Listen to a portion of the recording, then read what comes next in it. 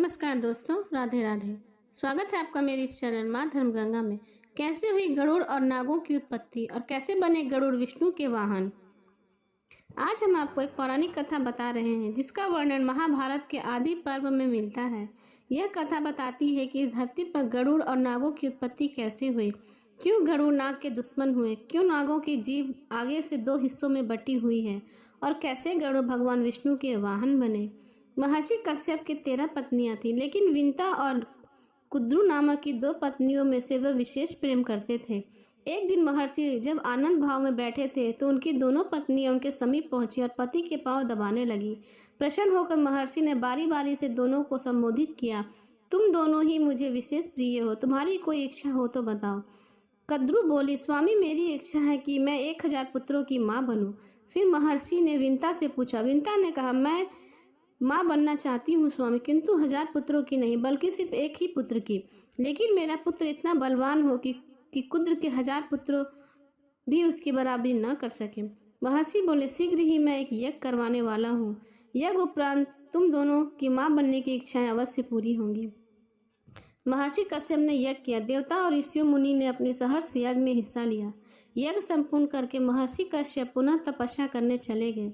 कुछ माह पश्चात विंता ने 2 तथा कुद्रू ने 1000 अंडे दिए। कुछ काल के पश्चात कुद्रू ने अपने अंडे फोड़े तो उनमें से काले नागों के बच्चे निकले। कुद्रू ने खुशी से चहकते हुए विंता को पुकारा, विंता देखो मेरे अंडों से कितना प्यारे बच्चे निकल रहे हैं। विंता बोली, सचमुच बहुत खूबसूरत हैं, बधाई हो। अब मैं अपने दोनों अंडों को फोड़ कर देखती हूँ। यह कहकर विंता अपने दोनों अंडों के पास गई। उसमें से एक अंडा फोड़ दिया, लेकिन अंडे के अंदर से एक बच्चा का आधा बना शरीर देखकर वह सहम गई। बोली, हे भगवान, जल्दीबाजी में मैंने यह क्या कर डाला, यह बच्चा तो अभी अपूर्ण है। तभी फूटे हुए अंडे के अंदर से एक बालक बोल पड़ा, जल्दीबाजी में अंडा फोड़कर तुमने बहुत बड़ा अपराध कर डाला है। फलस्वरूप तुम्हें कुछ समय तक दास्ता करनी होगी। विंता बोली, अपराध हो तो मुझसे हो ही गया है, लेकिन इसका निवारण कैसे होगा पुत्र।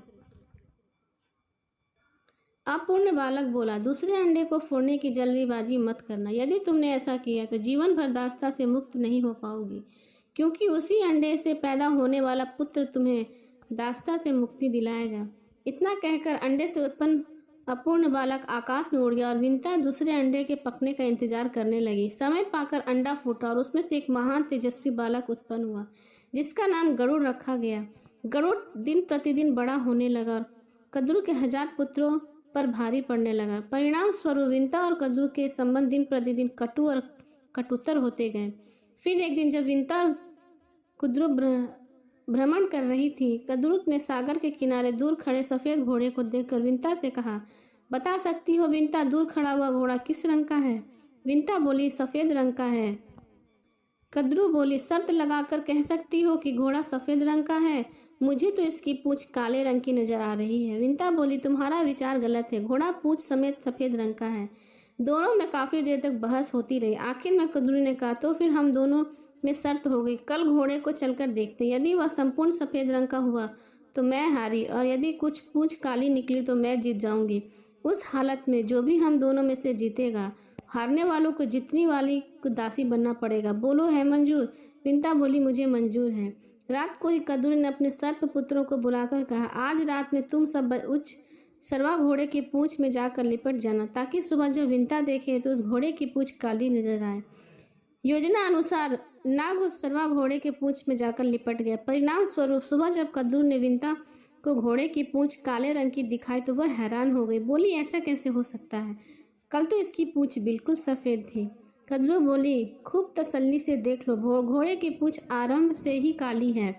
शर्त के मुताबिक तुम हार चुकी हो, इसलिए अब तुम मेरी दासी बनकर रहना पड़ेगा। व्यवस्था पूर्वक विंता ने कद्रू की दास्ता स्वीकार करनी पड़ी। माता को उदास देखकर गरुड़ ने पूछा, क्या ऐसा कोई उपाय नहीं है जिससे आप कद्रू की दास्ता से मुक्त हो जाएं? विंता बोली, यह कद्रू से ही पूछना पड़ेगा। यदि वह प्रसन्न हो जाती है तो मुझे दास्ता से मुक्ति मिल कर देगी। गरुड़ अपनी माता विंता को लेकर कद्रू के पास पहुंचा और कहा, क्या ऐसा नहीं हो सकता कि आप मेरी माता को अपनी दास्ता से मुक्त कर दें? कद्रू बोली, हो सकता है, बशर्ते कि तुम मेरे पुत्रों को अमृत लाकर दे दो। यह सुनकर गरुड़ सोच में पड़ गए। उसने अपनी माता से पूछा, माँ, अमृत कहाँ मिलेगा जिसे लेकर मैं तुम्हें दासी जीवन से मुक्त कर सकूं? विंता ने कहा, अमृत का पता तुम्हारे पिता बता सकते हैं पुत्र, तुम उन्हीं के पास जाकर पूछो। गरुड़ महर्षि कश्यप के पास पहुंचा। कश्यप ने अपने पुत्र को देखकर बहुत प्रसन्न हुए। गरुड़ ने उनसे पूछा, पिताश्री, मैं अमृत लेकर अपनी माता की दासता से मुक्ति दिलाना चाहता हूँ। कृपया मुझे बताइए कि अमृत कहाँ मिलेगा। महर्षि बोले, पुत्र, देवराज इंद्र ने अब अमृत की सुरक्षा के लिए बहुत व्यापक प्रबंध कर रखा है, वहां तक पहुंचना कठिन है। गरुड़ बोला, इंद्र ने इतनी कितनी ही बड़ी सुरक्षा प्रबंध क्यों न कर रखी हो, मगर मैं अमृत लेकर आऊंगा। आप मुझे सिर्फ उस स्थान का पता बता दीजिए। महर्षि कश्यप ने गरुड़ को इंद्र का पता बता दिया। गरुड़ ने फिर पूछा, पिताजी, मुझे भूख बहुत लगती है, कृपया मुझे यह भी बता दीजिए कि इस लंबे मार्ग में मैं क्या खाकर पेट भरूं। महर्षि बोले, अमृत जिस स्थान पर रखा है उस सरोवर तक पहुंचने में तुम्हें वक्त लग जाएगा। इस बीच समुद्र के किनारे तुम्हें निषादकों की अनेक बस्तियां मिलेंगी। ये निषाद बहुत ही पतित और इनके आचरण असुरों जैसे होते हैं। तुम इन्हें खाकर अपनी भूख मिटा लेना। गरुड़ बोला, और उसके बाद भी मेरा पेट न भरा तो? महर्षि बोले, सरोवर के अंदर एक विशाल कछुआ रहता है और उसके साथ ही वन में एक महाभयंकर हाथी भी रहता है। दोनों ही बहुत क्रूर और आसुरी प्रवृत्ति के हैं, तुम उन्हें भी खा सकते हो। पिता का आदेश पाते ही गरुड़ अमृत सरोवर की ओर बढ़ चला। मार्ग में उसने निषादों को खाकर अपनी भूख मिटाई और अमृत सरोवर तक पहुंचकर कश्यप और हाथी को अपने पंजों में दबाया और दोनों को खाने के लिए किसी उचित स्थान पर लेकर उड़ गए। सोमगिरी पर्वत पर लहलहाते ऊंचे वृक्षों को देखकर जैसे ही उनके एक वृक्ष पर बैठना चाहो तो उनके भार से वृक्ष शाखा टूटकर नीचे गिरने लगी। यह देख गरुड़ तुरंत उड़कर दूसरे वृक्ष पर जा बैठे। जिस शाखा पर वह बैठा उस शाखा उसने उल्टे लटके कुछ ऋषियों को तपस्या करते देखा, लेकिन वह शाखा उनके भार से टूटकर नीचे गिरने लगा। यह देख गरुड़ ने शाखा को चोंच में दबाया और हाथी तथा कछुए को पंजे में दबाए हुए अपने पिता के आश्रम की ओर उड़ चले। कश्यप ने आश्रम में गरुड़ उड़ते उड़ते अपने पिता से पूछा, पिताजी, मेरे भार से उस पेड़ की शाखा टूट गई जिस पर कुछ ऋषि उल्टे लटके तपस्या कर रहे थे। मुझे बताइए, अब मैं इस शाखा को कहाँ छोड़ूं? महर्षि कश्यप बोले, तुमने बहुत अच्छा काम किया है पुत्र, जो सीधे यहाँ चले आए। शाखा से उल्टे लटके हुए बालखिल ऋषिगण हैं, अगर इन्हें कष्ट पहुंचा तो ये श्राप देकर तुम्हें भस्म कर देंगे। गरुड़ बोले, तो फिर बताइए अब मैं क्या करूं? महर्षि बोले, ठहरो, मैं ऋषिगण से प्रार्थना करता हूँ कि वे अपना स्थान छोड़कर नीचे आ जाएं। महर्षि कश्यप ने ऋषिगणों से प्रार्थना की। बालखिल ऋषियों ने कश्यप की प्रार्थना स्वीकार कर शाखा छोड़ दी और वे हिमालय में तपस्या करने चले गए। चोंच में दबी शाखा के नीचे फेंक कर गरुड़ ने आनंद से कछुए और हाथी का आहार किया और तृप्त होकर पुनः अमृत लाने के लिए उड़ चले। गरुड़ अमृत सरोवर के पास पहुंचे तो अमृत की रक्षा करते हुए महाकाय देवों और अमृत कलश के चारों ओर घूमते हुए चक्र को देखकर वह हैरान हो गए। उसने सोचा कि यह देव और चक्र देवराज इंद्र ने अमृत कलश की सुरक्षा के लिए लगाए हुए हैं। चक्र में फंसकर मेरे पंख कट सकते, इसलिए मैं अत्यंत छोटा रूप धारण कर इसके मध्य में प्रवेश करूंगा। गरुड़ को देखकर एक देव ने कहा, यह कोई असुर है जो वेश बदलकर अमृत चुराने यहाँ आ पहुंचा, हमें इसे खत्म कर देना चाहिए। दोनों वेद विभूति गति से गरुड़ पर टूट पड़े, लेकिन गरुड़ ने अपने पंजों और तीखी चोंच से उन्हें इतना घायल कर दिया कि शीघ्र वे दोनों बेहोश होकर गिर पड़े। गरुड़ ने अमृत कलश पंजों में दबाकर वापस उड़ गए।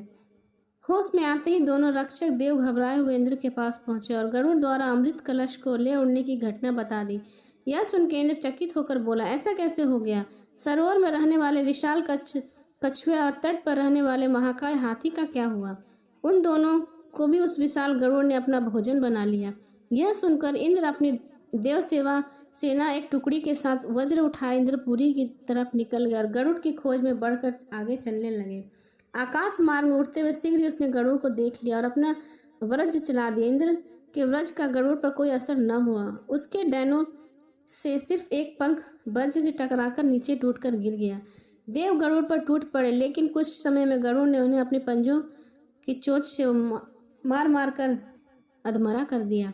यह देख इंद्र सोचने लगे, यह तो महान पराक्रमी मेरे वज्र का इस पर जरा भी असर नहीं हुआ, जबकि मेरे वज्र के पहाड़ से पहाड़ तक टूट के चूर्ण बन जाते हैं। ऐसे पराक्रमी को शत्रुता से नहीं मित्रता से काबू करना चाहिए।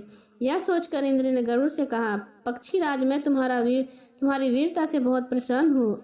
इस अमृत कलश को मुझे सौंप दो और बदले में जो भी वर मांगना चाहते हो मांग लो। गरुड़ बोले, यह अमृत मैं अपने लिए नहीं, अपनी माता की दास्ता से मुक्त कराने के लिए नाग माता को देने जा रहा हूँ, इसलिए यह कलश मैं तुम्हें नहीं दूंगा। इंद्र बोला, ठीक है, इस समय तुम कलश ले जाकर नाग माता को सौंप दो, किंतु उन्हें इसे प्रयोग मत करने देना। उचित मौका देकर मैं वहां से यह कलश गायब कर दूंगा। गरुड़ बोला, अगर मैं तुम्हारी बात को मान लूं तो मुझे बदले में क्या मिलेगा? इंद्र बोला, तुम्हारे मनपसंद भरपेट भोजन, तब मैं तुम्हें इन्हीं नागों को खाने की इजाजत दे दूंगा। गरुड़ बोले, यही तो मैं चाहता हूँ, नाग मेरे स्वादिष्ट भोजन हैं, किंतु एक ही पिता की संतान होने के कारण मैं इन्हें कहते हुए हिचकता हूँ। अब मेरी हिचक दूर हो गई, अब मैं आपके कथनानुसार ही कार्य करूंगा। यह कहकर गरुड़ अमृत कलश लेकर कद्रु के पास पहुंचा और उससे बोला, माते, अपनी प्रतिज्ञा अनुसार मैंने अमृत का कलश ले आया हूँ, अब आप अपने वचन से मेरी माता को मुक्त कर दें। कद्रु ने उसी क्षण विंता को वचन से मुक्त कर दिया और अगली सुबह अमृत नागों को पिलाने का निश्चय कर वहां से चली गई। रात को उचित मौका देखकर इंद्र ने अमृत कलश उठा लिया और पुनः उसी स्थान पर पहुंचा दिया। दूसरे दिन सुबह नाग जब वहां पहुंचे तो अमृत कलश गायब देखकर दुखी हुए। उन्होंने उस कुसा को ही जिस पर अमृत कलश रखा था चाटना आरंभ कर दिया, जिसके कारण उनकी जीभ दो हिस्से में फट गई।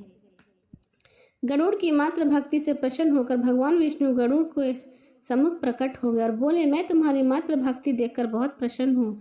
पक्षीराज, मैं चाहता हूँ कि अब से तुम मेरे वाहन के रूप में मेरे साथ रहा करो। गरुड़ बोला, मैं बहुत भाग्यशाली हूँ प्रभु, स्वयं आपने मुझे अपना वाहन बनाकर स्वीकार किया। आज से मैं हर क्षण आपकी सेवा में रहूंगा और आपको छोड़कर कहीं नहीं जाऊंगा।